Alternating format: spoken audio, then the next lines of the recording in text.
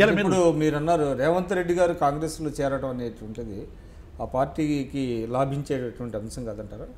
డెఫినెట్గా వ్యక్తిగా ఆయన ఒక నియోజకవర్గంలో ఉండేటువంటి నాయకుడిగా అది కాంగ్రెస్ పార్టీకి ఏ మేరకు ఉపయోగపడుతుంది భవిష్యత్తు తెలుస్తుంది. ఎందుకంటే కాంగ్రెస్ పార్టీ ఇలా బలోపేతం కావడానికి అవసరమైనటువంటి ప్రాతిపాదికన లేదు కదా. ఇలా 6 దశాబ్దాలుగా వాళ్ళు పరిపాలించారు. ఇలా మనకు ఇచ్చేటువంటి రాజ్యాంగంలో ప్రతి పౌరునికి ఉండేటువంటి హక్కుల్ని రక్షించడం కోసం వాళ్ళు చేసినటువంటి పని ఏంది? కూడు గూడు నీడ ఇవ్వాలని మన రాజ్యాంగంలో రాసుకున్నాం. మన అంబేద్కర్ దగ్గర నుంచి మన డిబేట్ జరిగింది, చర్చ చేసినాం. ఈ కాన్స్టిట్యూషన్ రూల్లో కాన్స్టిట్యూషన్కి సంబంధించిన ఒక్క పనైనా వీళ్ళు చేసిండ్రా? ఇవాళ ఇంకా మన మోడీ గారు 20 కోట్ల జెండా ఎగరేస్తూ 10,000 గ్రామాలకి ఇంకా కరెంట్ లేదు అన్నాడు. అది ఎవరి వైఫల్యానికి నిదర్శనం? ఒకటి చెప్పండి, అంటే తెలంగాణలో మీ ప్రధాన ప్రత్యర్థి ఎవరు, కాంగ్రెస్ బీజేపీ? ఇప్పుడు డెఫినెట్గా ఇప్పుడు మేము కోరుకునేది ఏంటంటే ఇలా తెలంగాణ ప్రజల్లో ఒక పునరేకీకరణ జరిగింది. గతంలో మీరు అన్నట్టు మా ఎమ్మెల్సీ ఎన్నికల నాటికి కానీ ఈ రాష్ట్రంలో ఒక రకమైనటువంటి భావన ఉండేది. మేము అప్పుడు 63 సీట్లే సాధించినాం.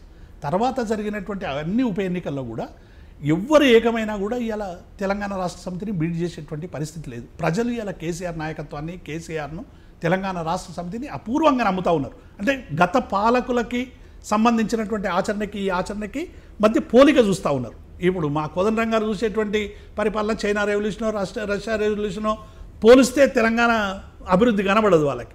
కానీ గత పాలకులు ఏదైతే ఇక్కడ ప్రవర్తించారో గత ప్రభుత్వానికి ప్రభుత్వానికి బేరేజ్ వేసుకుంటే డెఫినెట్గా మేము 1000 రేట్ల పైన ఉన్నాం.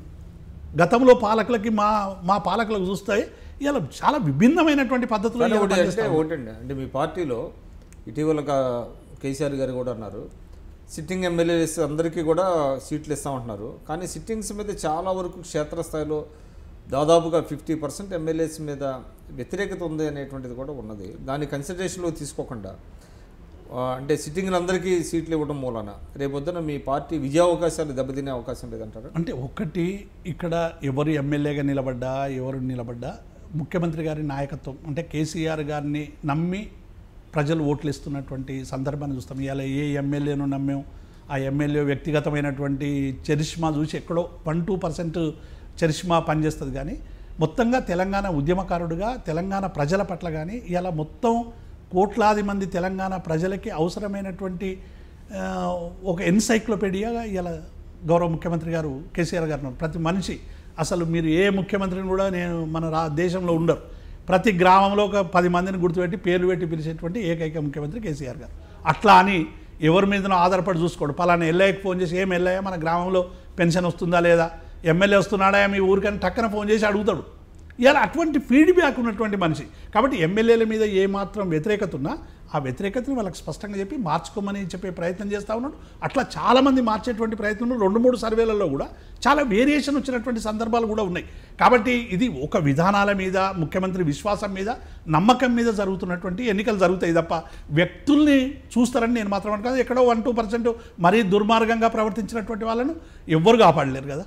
అది ముఖ్యమంత్రి అయినా కాపాడలేడు, మేమైనా కాపాడలేదు, ఎవరైనా కాపాడలేరు. ముఖ్యమంత్రి గారు చెప్తారు చాలా సందర్భాల్లో మనం ఎదిగిన కొద్దీ ఒదగాలి.